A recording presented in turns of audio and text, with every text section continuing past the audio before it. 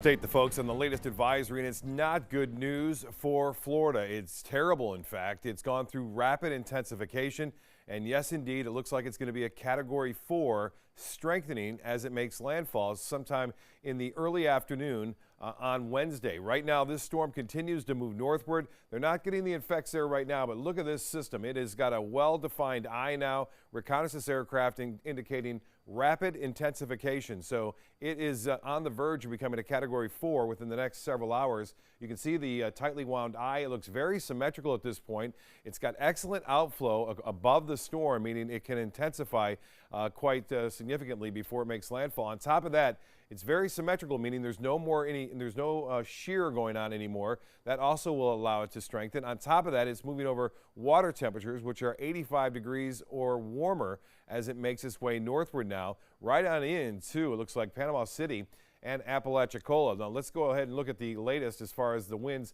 125-mile-an-hour sustained winds now, wind gusts up to 155. It's still moving to the north at 12. Eventually it's going to make a northeasterly turn as a trough of low pressure catches up to it and bends it off to the northeast. And the pressure has dropped an incredible 947 millibars. That's where it's at now, 947. Some 20 millibar drop in about 6 hours, which is unheard of. And again, as the pressure drops and continues to drop, the wind speeds pick up in response to that. So we're going to continue to see this devastating, destructive storm. Could be worse as far as overall storm surge and wind into the Florida Panhandle. And that is going to be happening, as I said, early afternoon as a Category 4 storm, it looks like, with winds up to 130 miles an hour and wind gusts up to 160. And there's even a chance it could be even a little stronger than that as it makes its way to the northeast. Tallahassee is going to be dealing with a strong Category 1 hurricane. Numerous power outages expected there. Trees will just be leveled here in Panama City and to the east near Apalachicola. On top of that, a storm surge up to 12 to 14 feet high can be expected as it makes its way rapidly then through Georgia and the Carolinas pretty quickly out into the Atlantic as by Friday. It should be out there in the Atlantic fairly quickly. Now, as far as the watches and warnings, nothing has changed. The hurricane warning remains in effect from Swanee all the way over to the Florida-Alabama border. We're still under a tropical storm watch. We've had tropical storm force winds just offshore of Anna Maria Island about an hour ago, and we're still expecting the tides to rise. In fact, high tide coming just after 1 a.m., and we're already starting to see them go back up after a low tide. So we're going to see similar flooding conditions like we saw earlier this afternoon during that high tide. The storm surge has been kind of maintaining right about 2 feet right now. Could go a little bit higher. You add that with the 2-foot tide that's expected to occur right around 1:30 or so. And you can see some of these outer bands getting very close. We already had one band go through. And as this storm starts to make a more northeasterly turn tomorrow morning, we're going to start seeing more of this moving onshore, especially right there near the coast. So we can expect periods of showers, a few thunderstorms, some moderate to heavy rainfall, especially coastal communities through the overnight hours and throughout Wednesday. We'll have more in our forecast coming up in a few minutes. Jacqueline. All right, Bob, we'll talk to you soon. Thank you. New tonight, we're learning one elementary school will be closed tomorrow as a result of Hurricane Michael and fears over street flooding. The school district of Manatee County announcing tonight that Anna Maria Elementary will be closed tomorrow. The district also says that there will be no transportation for island students who attend other schools on the mainland. Any students who have to miss school as a result will receive an excused absence for the day. Well, as Hurricane Michael barrels up the Gulf Coast toward the Florida Panhandle, we are starting to feel some of the effects here on the Sun Coast, as Bob mentioned. There is concern with the storm surge and flooding on Anna Maria Island. ABC7's Rick Adams joins us live tonight from the city of Anna Maria near the site of the Old City Pier location with more on what's happening there. Rick, how is it out there tonight? Yeah, good evening, Jacqueline. We're actually on Holmes Beach at the Manatee Public Beach right at the moment. And there is a lot of concern from residents. Yeah, you could feel the effects of Michael here with the rain, wind, and the very rough surf. Today, signs of Hurricane Michael could be felt early on in the day on Anna Maria Island, with a storm surge that was at least 2 feet higher than normal and flooding. If it's rough now, it's going to get way worse because I stood out there and you cannot swim. The big concern is high tide early Wednesday morning around 1:30 combined with the tidal surge. Rock Pastorius is owner of the Anna Maria shuttle known as Monkey Bus. He's a little nervous about what could be coming during the overnight hours. And it's really the unknown of the tidal surge on how high that's really going to make the water on the island. You know, we could wind up with 4 foot of water right here. Mayor Dan Murphy with the city of Anna Maria says even though Hurricane Michael isn't going to be making a landfall on the Sun Coast, he tells us the city is not taking any chances with the storm. We've approached this just as though it was going to be a direct hit on the city of Anna Maria. We had our forces out and in place early actually last week when we were watching the storm. And again, the big concern here on Anna Maria Island are the overnight hours. Next few hours could be a little crazy out here. And we're going to be out here all night long tracking Michael, so make sure you keep it right here. Reporting live from Holmes Beach this evening, I'm Rick Adams. Jacqueline, back to you. Right, Rick, stay safe out there. Well, a local state of emergency now in effect in Manatee County. This is all in response to those potentially strong winds and storm surge from Hurricane Michael. Even though Michael won't hit anywhere near here, the county says it hopes declaring this state of emergency will get residents to take storms like this seriously. It really puts, I think, the residents on alert that we're taking it seriously, and so should they. In the case that we do get some damage from strong winds or storm surge, we would be eligible for repayment from the federal government. The emergency management chief is expected to give an update sometime tomorrow on the storm. As of right now, they say they are just monitoring the situation.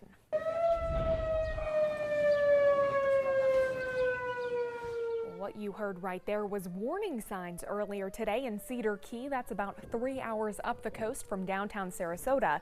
City leaders there are warning all residents that they needed to leave by 8 p.m. tonight. Now, Hurricane Michael hasn't hit yet, but we are already getting a look at its impact. Take a look at this video from Tallahassee. People, they are taking this storm very seriously. They have completely emptied store shelves in the area around there. And then just to the north of us, check out this video from St. Pete. You can see flooding there already.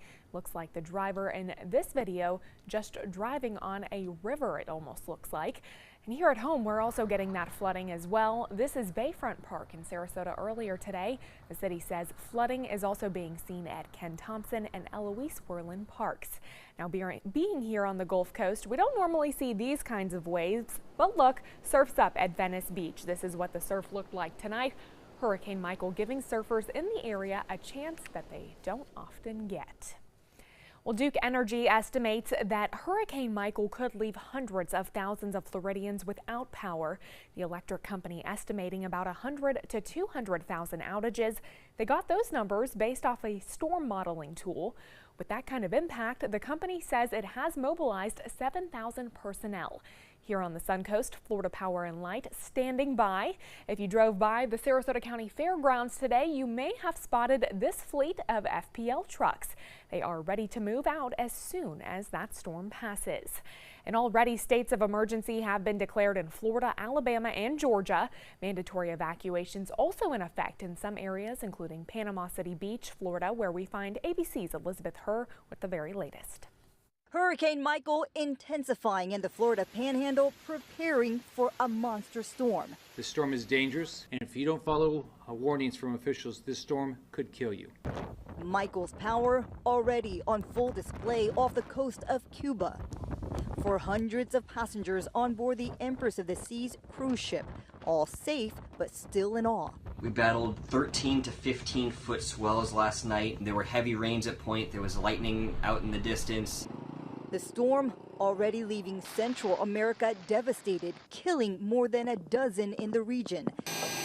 Here in the U.S., most residents in Michael's path are heeding the warning from officials to be prepared.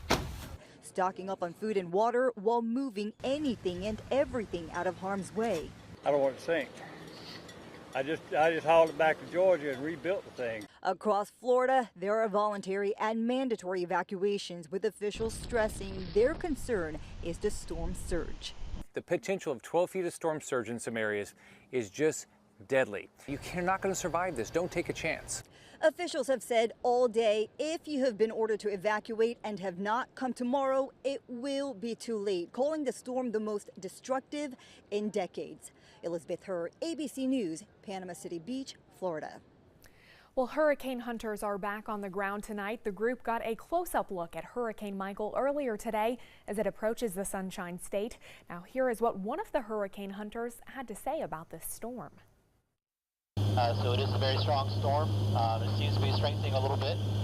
So it's a good thing we're out here and we're trying to get the best data we can. Well, the goal of the hurricane hunters is to gather as much data on the storm as possible. Stay with us, Chief Meteorologist Bob Harrigan. We'll be back with the latest on Hurricane Michael and your first alert forecast. Plus, our coverage of the major storm continues. We'll give you an in-depth look at several cities in the Florida Panhandle as they prep for the storm. Patriotism. It inspires passionate debate, and it's worn like a badge of honor with good reason, because it means love and devotion for one's country. But what really makes up this country of ours? It's the people. To love America is to love all Americans. This year, patriotism shouldn't just be about pride of country. It should be about love. Love beyond age, sexuality, disability, race, religion, and other labels. Because love has no labels. Today, everyone is looking for carpeting that lasts longer. G. Fried has you covered with Karastan. With a legacy of quality and integrity, we provide you with a huge selection of Karastan carpets with exclusive lifetime limited warranties. All installed by our highly skilled, highly knowledgeable team. Come ask us why Karastan is the best and most durable. G. Fried Flooring America. Our world is at your feet. Our overall experience working with California Closets was phenomenal. Calm, reassuring. Through happenstance, we ended up paired with our designer, Jen. She was someone who not only was patient, someone who was professional. She's become extended family. She had great insight to help direct me towards those things that could make our dreams come true. We are the Greens, and this is our California Closet story. Sarasota Oxygen and CPAP is the largest locally owned CPAP supply company in the area. Is it time to replace your old equipment? The staff at Sarasota Oxygen and CPAP can show you the most up-to-date CPAP equipment and supplies to meet your sleep apnea needs, including portable travel devices and the SoClean automatic CPAP sanitizer. We serve all of Southwest Florida, giving the highest quality of care with the finest CPAP equipment.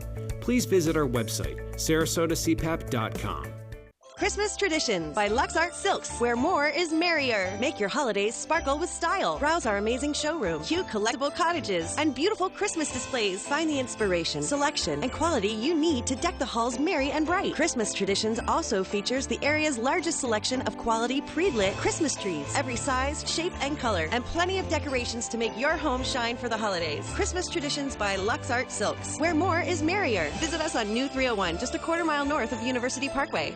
Recovery from mental and substance use disorders is real. You can recover. It's possible. It happens every day. Never give up on yourself. Discover hope and help.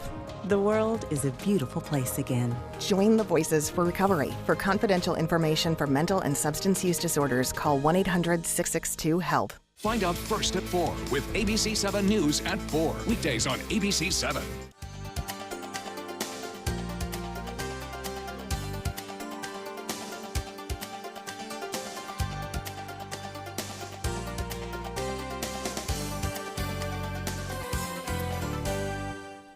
Well, you're taking a live look right now of Gulf Shores, Alabama. You can see there are 2 red flags, which mean that there is severe beach hazards in the area. Of course, not much happening right now, just a little bit of wind picking up throughout that area, but we can certainly expect that to change over the next 24 hours, and we will continue to keep you updated with that storm.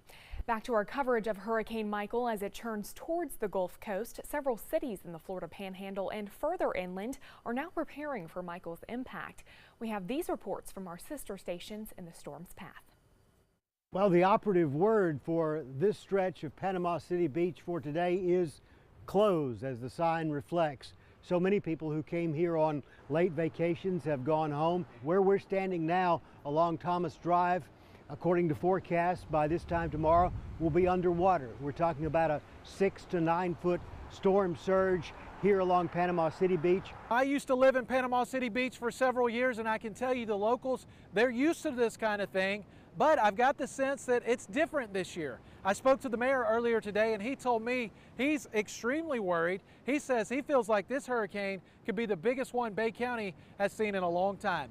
Many people are evacuating to Dothan, but the wiregrass isn't out of the woods either. By tomorrow afternoon, southeast Alabama can expect strong, potentially damaging wind gusts and heavy rain. For now, everyone is hunkered down and hoping for the best. All right, we will continue to keep you updated on Hurricane Michael. Now to first alert traffic. Drivers were delayed for several hours tonight after a crash. It all happened around 8 o'clock this evening at the intersection of Tamiami Trail and Panama Drive in Sarasota. That's where a car hit a cyclist. That crash shutting down all lanes on US 41 for several hours. Now the cyclist has been taken to the hospital with serious injuries. No word on whether or not charges have been filed against that driver. Well, the owner of the limousine company involved in the deadly crash that killed 20 people in upstate New York was an FBI informant. The Pakistani national was convicted of fraud while working as a translator for the motor vehicles in Albany more than a decade ago. To avoid deportation, he agreed to cooperate with a federal investigation into another person.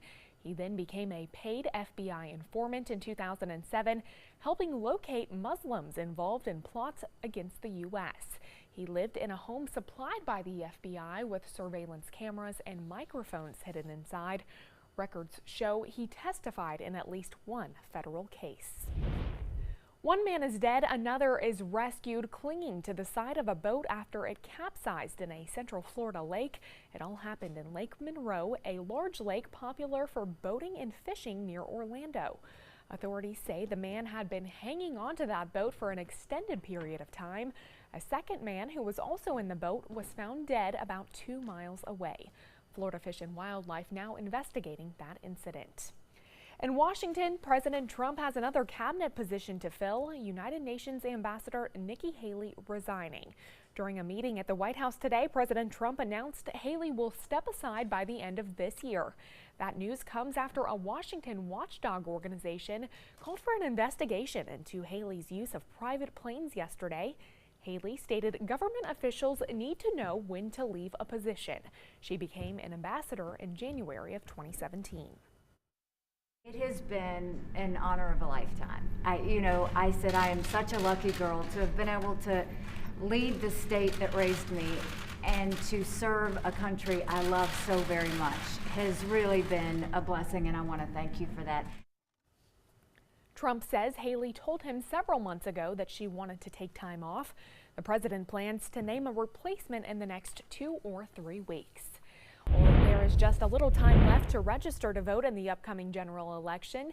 You can still submit an online application, but you have to do it before midnight tonight. The deadline has been extended in some counties that are expected to be affected by Hurricane Michael. That ballot will include statewide races for the U.S. Senate, governor, and 3 state cabinet offices, along with numerous proposed constitutional amendments. Well, there is a silver lining of Hurricane Michael. Scientists are hopeful the storm could be the relief we've been needing for red tide. But for now, they're still not sure how permanent that relief will be. Michael has already brought high tides, big waves, and strong winds to the Sun Coast. But after the hurricane passes, marine scientists expect the onshore winds could push that algae right back closer to the shore.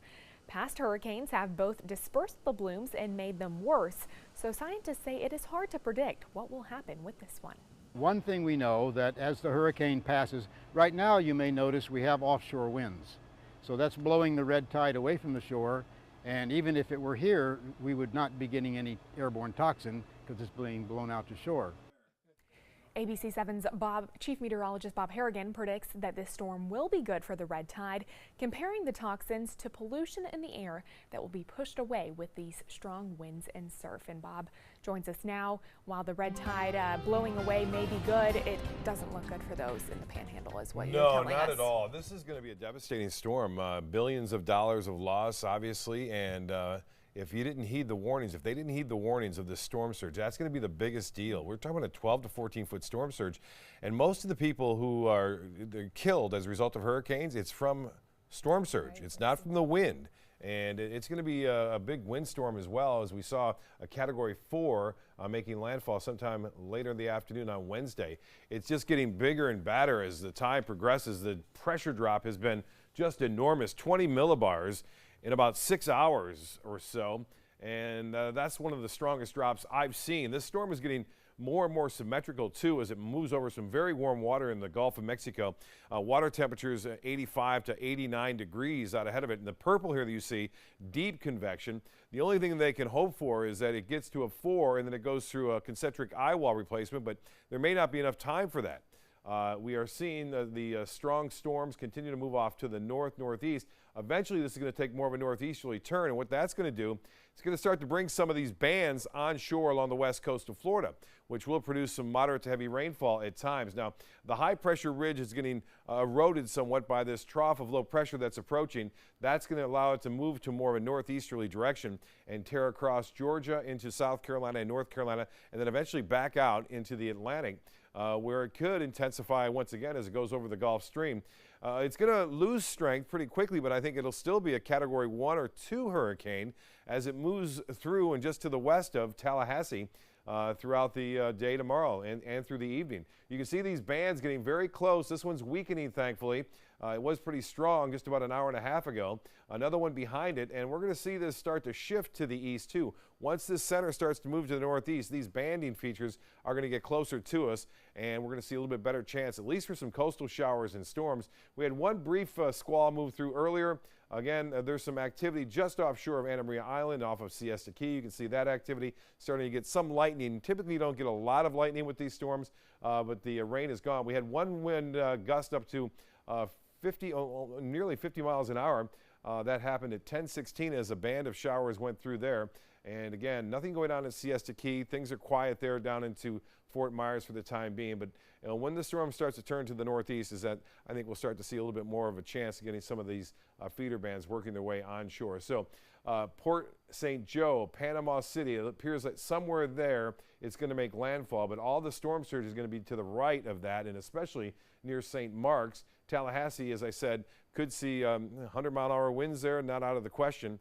Numerous trees, power outages throughout the panhandle, all the way up into southwest Georgia expected. Now here's the rainfall forecast for us. This has increased somewhat because of that northeast shift. We're looking at the possibility of 2 inches of rain in some isolated areas, generally about 1.5 inches. So the storms that move through will be quick too. They'll be fast hitters moving at 30 miles an hour, 40 miles an hour. They will have the potential for producing some isolated tornadoes. Again, here's the forecast path and track of this Category 3 becoming a 4 by tomorrow morning at sunrise, and then making landfall as a potential Category 4 hurricane with wind gusts well up there, up to 160 miles an hour. And then it's downgraded to a tropical storm and near Albany as it makes its way off to the northeast. For us, our winds will be brisk. They won't be tropical storm force, but they will at times. We will see some tropical storm force winds as these storms move through. Again, the winds will start to abate somewhat. They'll be out of the southwest. We are expecting high tide right around 1 to 1:30, so that'll be an issue for us again. And then again, another high tide at 2:28. That may not be as bad, but we'll have to wait and see how those southwest winds do. Here's the extended forecast then. 80% chance for storms on Wednesday, some of those heavy. Wednesday night showers continuing, even into Wednesday or Thursday morning. Then we start to dry out through the weekend. We'll be right back after this. Tonight, it's a rockin' new Kimmel when Dua Lipa surprises Jimmy. Plus, Jennifer Garner from A Million Little Things, Romany Malco, Carrie Underwood, and Mean Tweets Music Edition. Miley Cyrus is a smelly pirate hooker. Jimmy Kimmel Live, new tonight on ABC.